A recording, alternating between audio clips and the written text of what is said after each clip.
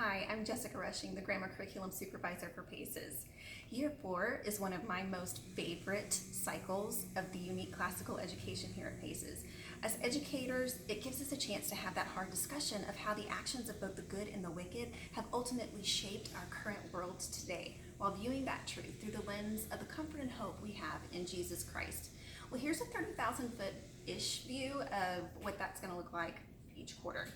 So in quarter 1, we will look at the freedom, hope, and equity of culture and history through the discussion of the events that led to the Civil War as we read Bull Run through the eyes of more than a dozen characters who experienced that first deadly battle. And as we read Thunder at Gettysburg, told with overpowering clarity through the eyes of a little girl who unexpectedly finds herself in the middle of the battlefield. Then we will take a look at the People's Populist Party, the nobility of Middle and Midwestern America, industry, agriculture, and the bimetallism argument of the late 19th century that was waged between Eastern capitalist lenders and Midwestern farmer borrowers through the use of colorful metaphor in The Wonderful Wizard of Oz. We will read and study these classic pieces of literature. We will learn about the presidential leaders and their backgrounds, which influenced their own philosophies that led to the policies which helped shape our national priorities and the politics that ultimately set our nation on its current path.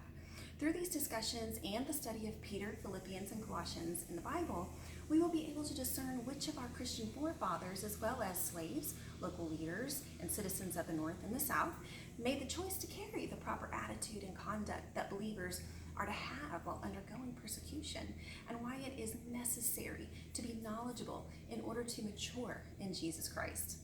And then we'll move into quarter 2, and we will start discussing the ideas of wisdom, goodness, and glory versus honor,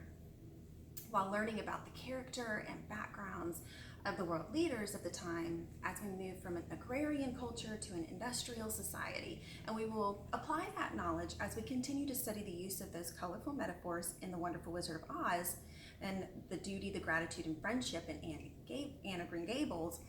transformation in the personified sanctuary of the Secret Garden, and the influence of the pioneers of American aviation, the Wright brothers. So as we read and study these classics and learn about history, we will also be reading through the book of Isaiah, chapters 40 through 66, while seeing how God uses Isaiah's message of hope to all future generations as we walk through this new era of progressive growth forming in America. We compare and contrast loss of faith, rebellion in Israel and America, and as we discuss the idea of preordained leadership in all nations, we will see how the actions and belief systems of leadership brought us to the First World War and the Russian Revolution, and how it infinitely affected the culture of America and the world. We will cover these discussions throughout the quarter with the overarching belief and understanding in the glory of God and his promise to us in Isaiah 46:4 that he who made you and the whole world, who has providentially sustained you, is able to deliver you from anything and everything.